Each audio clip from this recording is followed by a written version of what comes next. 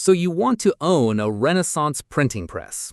It is $14.95 in Venice. Your shop floor smells of boiled linseed oil, turpentine, and damp rag paper. The wooden screw creaks, metal type clatters into wooden sticks, and scholars line up at your door buying newly minted Latin classics before the ink is even dry. You are automating human knowledge. You are going to be rich. But in reality, between 1469 and 1473, out of the first 50 printing enterprises established in the Republic of Venice, over 40 went completely bankrupt. That is an 8 in 10 failure rate for the most groundbreaking technology in human history. Let's pull open the surviving 1495 ledgers of the Aldine press, account for every ream of rag paper and pound of lead type, and reconstruct the exact spreadsheet of a 15th century print shop to see why this business was an economic death trap. Because you thought you were buying the machine that automated thought. What you were really opening was a paper warehouse attached to a predatory loan. To understand why so many press owners drowned in debt, you have to throw out the modern idea of a factory. Today, automation cuts marginal costs so low that making more units means printing money. In 1490, automation did lower the labor cost per page, but it created a brand new financial nightmare: brutal upfront capital intensity. Before a single reader buys a book, you have to spend months spending cash on physical assets that cannot be liquidated if your business falters. Look at the press itself. A sturdy oak hand press built with an iron screw, stone bed, and wooden platen cost about 10 Venetian ducats. That sounds manageable. 10 ducats is roughly 2 months of a master carpenter's wages. The press is not the expensive part. The type is. To print a single Latin volume, you cannot buy off-the-shelf fonts. You have to hire a punch cutter, often a goldsmith, to hand-carve steel punches for every single letter, ligature, and abbreviation. Those steel punches are hammered into copper matrices. Then you melt an alloy of lead, tin, and antimony to cast thousands of identical metal letters. According to surviving contract records from early Venetian workshops, a complete set of Roman or Greek-type matrices cost between 80 and 120 ducats. Setting up 3 distinct fonts for a working press required an initial investment of 150 ducats. That figure alone represents 5 full years of a master carpenter's wages. And you haven't bought a single sheet of paper yet. Now you have a physical shop, a press, and chests of heavy lead type. Your compositors begin picking individual metal letters out of wooden cases, setting them backward into lines of text, locking them into iron chasing frames, and dabbing them with ink balls made of sheep leather and lampblack. This is where the financial mechanics turn upside down. When a medieval scribe wrote a manuscript, his cash flow was steady. A wealthy patron paid a deposit, bought the parchment, and paid the scribe weekly as pages were finished. The scribe took on zero inventory risk. If the patron ran out of money, the scribe stopped writing. A printing press works in reverse. You cannot print one copy of a book, sell it, and then print the second copy.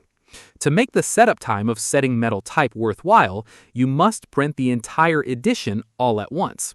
If you decide on a modest run of 1,000 copies for a classical text, your workers must set the type for the first 2 pages, pull 1,000 prints, break down the metal type, set the next 2 pages, and repeat that process for hundreds of pages. This means you are manufacturing 1,000 complete books simultaneously. You must pay your pressmen daily cash wages for 4 to 6 months. You must pay rent on your canal-side workshop every month. And most dangerously, you must buy every single sheet of paper for all 1,000 copies before a single customer pays you a single coin. And paper in Renaissance Europe was not cheap wood pulp. It was handmade rag paper. Workers spent days collecting old linen rags, rotting them in stone vats, beating them into pulp with water-powered wooden hammers, hand-dipping wire sieves, and pressing each sheet under heavy felt. The 1495 to 1515 Aldine press account ledgers, kept meticulously by scholar-printer Aldus Manutius and his business partners, reveal a terrifying baseline metric. Paper was not a routine supply cost. Paper accounted for 60 to 80% of the total operational expenditure of producing an edition. Consider what that means for your cash balance. To print 1,000 copies of a standard folio work, say 300 leaves, you need 300,000 physical sheets of paper. That is 600 reams. In 1490s Venice, high-quality sized linen paper cost roughly 1.3 to 1.5 ducats per ream. Buying paper for a single edition required 80 ducats up front in hard specie. That single raw material purchase equaled more than 2.5 years of a skilled artisan's annual income. Your entire capital base is now transformed into stacks of loose sheets of paper, piled high on your shop floor, drying on overhead lines, vulnerable to fire, water leakage, and rats. And until the last page of the last sheet is printed, gathered, and folded, you have zero sellable inventory. This is the central trap of the Renaissance print shop: extreme asset illiquidity. You are rich in printed paper, but completely flat broke in cash. You cannot pay your landlord in loose sheets of unbound Aristotle. You cannot buy bread for your pressmen with half-printed quires of Cicero. If your cash reserves run out on week 12 of a 16-week print run, the entire operation grinds to a halt. The incomplete pages sitting in your shop are worthless. So you do what almost every 15th century Venetian printer did.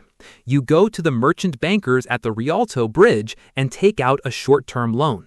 Because you have no liquid collateral, lenders charge exorbitant interest rates, often 15 to 25%. The loan buys you enough paper and bread to finish the edition. Finally, the press run ends. You have 1,000 complete sets of printed sheets. Now you face your next shock. Renaissance readers do not buy bound books from printers. Books are sold as loose sheets. The buyer takes the paper stack to a separate book binder to be bound in pigskin or wooden boards. So you open your shop door, put out your sample sheets, and wait for buyers to walk in. They don't, at least not fast enough. Selling 1,000 copies of a high-end classical text in a single city was impossible. Venice was a trade hub of 100,000 people, but the literate population capable of buying Latin works was tiny. To sell an entire press run, you had to package your paper stacks into waterproof barrels, load them on galleys or pack mules, and ship them to booksellers across Europe, to Florence, Lyon, Paris, and the biannual Frankfurt Book Fair. It took 6 to 18 months for books to reach distant markets, sell to scholars, and for silver coins or trade goods like wool and wine to flow back to Venice. Your paper trap has turned into a multi-year waiting game. And while you wait for your cash to return from Frankfurt, your short-term debt interest is compounding at the Rialto. Now add the detail that turned this tight cash squeeze into outright financial murder: zero legal copyright protection. In the late 15th century, intellectual property did not exist. There were no international copyright treaties. There was no automatic legal protection for an author's or printer's work. Imagine you take all the risk. You spend months finding a rare manuscript of Virgil. You pay a humanist scholar to correct the Latin errors. You sink 150 ducats into custom type and paper. You print 1,000 copies priced at 1 ducat per set to cover your massive upfront outlay and pay off your high-interest debt. Your book is a hit. It sells out its first 100 copies in a month. Across town, a competing printer sees your success. He doesn't need to hunt down rare manuscripts. He doesn't pay a scholar to edit the text. He simply buys 1 copy of your printed book, sets his compositors to copy your pages line by line, uses cheap, thin, unsized paper, and prints his own 1,000 copy run in 3 weeks. He puts his pirated edition on the street for 0.4 ducats, less than half your price. Your high-margin edition is dead in the water. Buyers buy his cheap knockoff. Your remaining 800 sets of sheets sit in your warehouse, gathering dust and mildew. You cannot lower your price to compete with him because your debt burden was calculated on selling at 1 ducat. If you drop your price, you default on your loan. If you hold your price, nobody buys. Either way, you go under. This was not an occasional hazard. It was the standard operating environment of early printing. To see how this domino effect wiped out an entire generation of entrepreneurs, we have to examine the first major industry crash in modern history, the Great Venetian Print Crisis of 1472. The story begins in 1469 when a German printer named Johannes de Spira arrived in Venice. Recognizing the city's incredible trade network and paper supply lines, he went directly to the Venetian Senate. He convinced the Collegio to grant him a strict, legal 5-year monopoly. No one else could operate a printing press in Venice or import printed books into Venetian territory. Spira had a guaranteed market. He printed a 100-copy edition of Cicero's letters, sold them rapidly, and immediately printed a second edition of 300 copies. He was printing money. Then, in 1470, while printing a massive edition of St. Augustine, Spira suddenly died.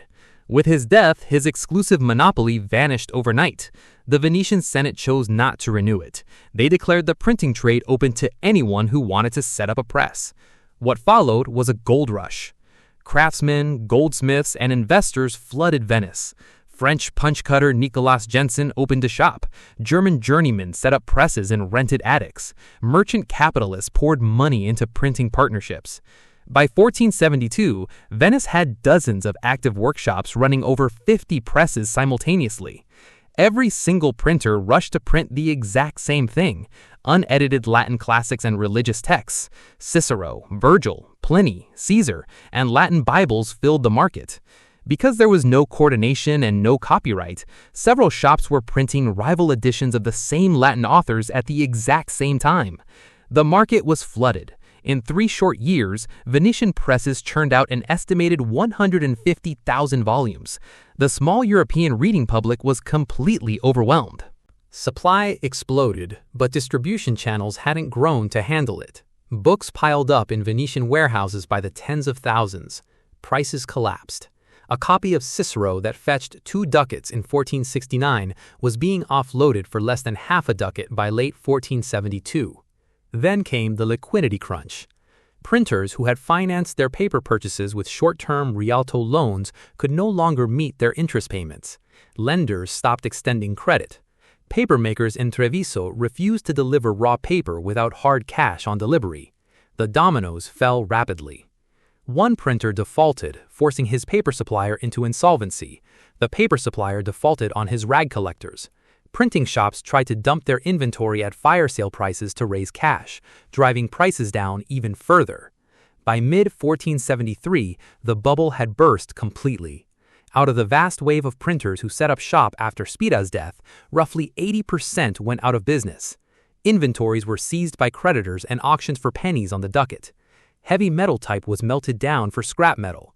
Presses were chopped up for firewood or sat rotting in damp cellars. According to surviving Senate petitions, the total value of unsold, tied-up book inventory sitting in Venetian warehouses during the crash exceeded 4,000 ducats.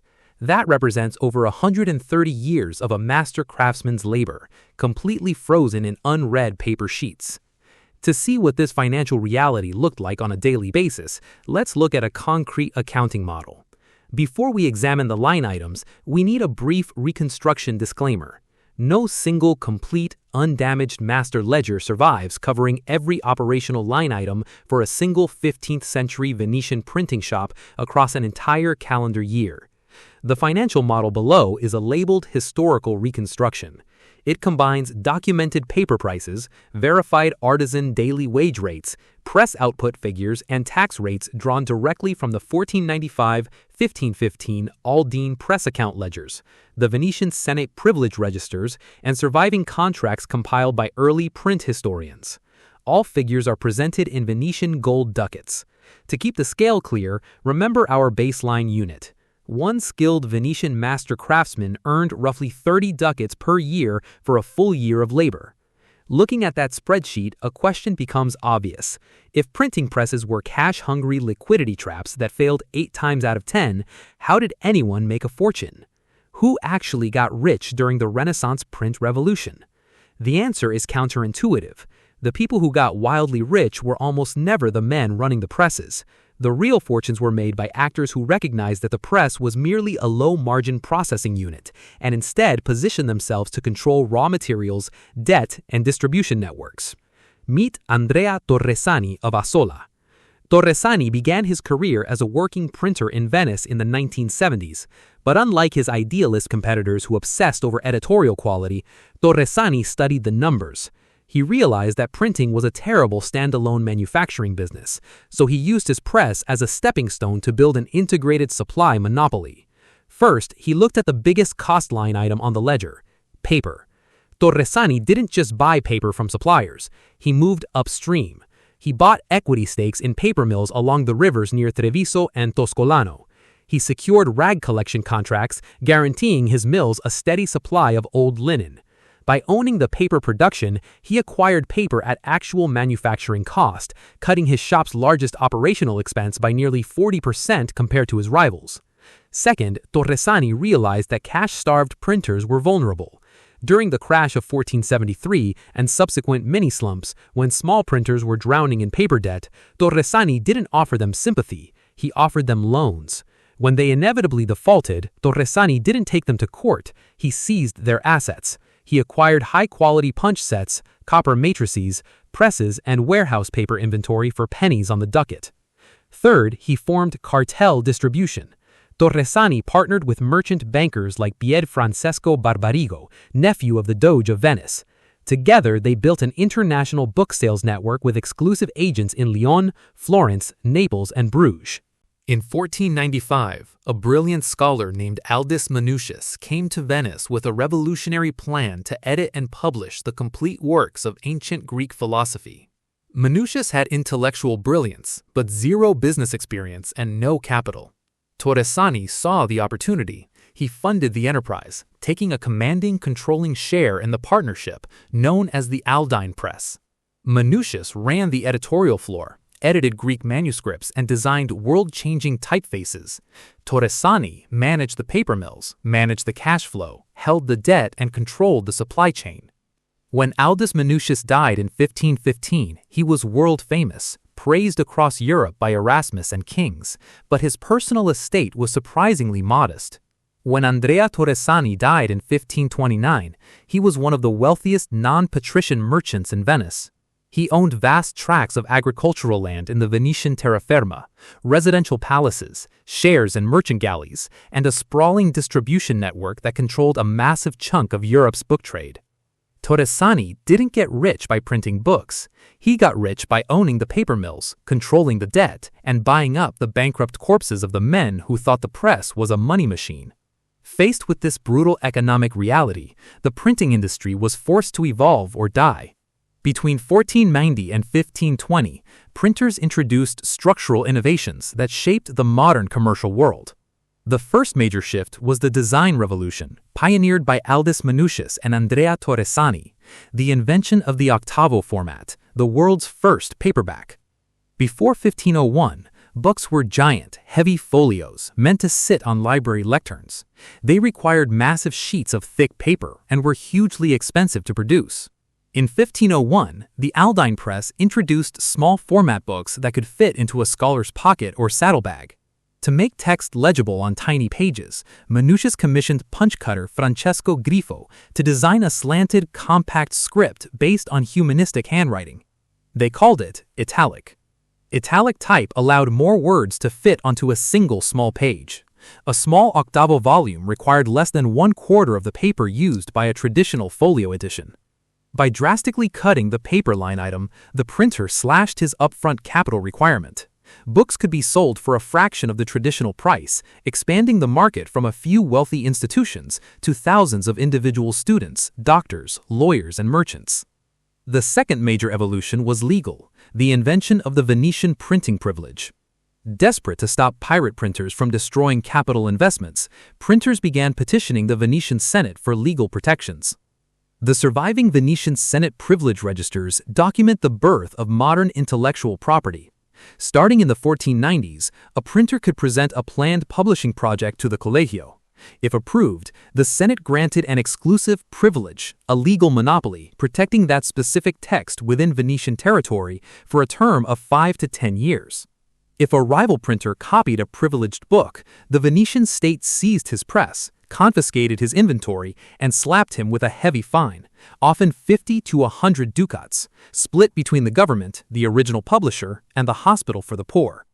Privileges transformed printing from a Wild West gamble into an insurable, defendable corporate investment. The history of the Renaissance printing press is often told as a romantic triumph of humanistic idealism, a story of brave scholars spreading enlightenment across a dark continent. That story is true, but beneath the culture was a cold, unforgiving financial machine. The printing press did not succeed because it made life easy for tech pioneers.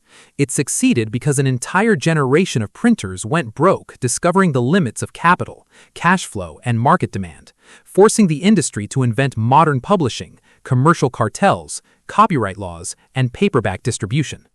If you set up a press in 1495 expecting easy money, you were almost guaranteed to lose your shop, your metal type, and your freedom. Because you thought you were buying the machine that automated thought, what you were really opening was a paper warehouse attached to a predatory loan.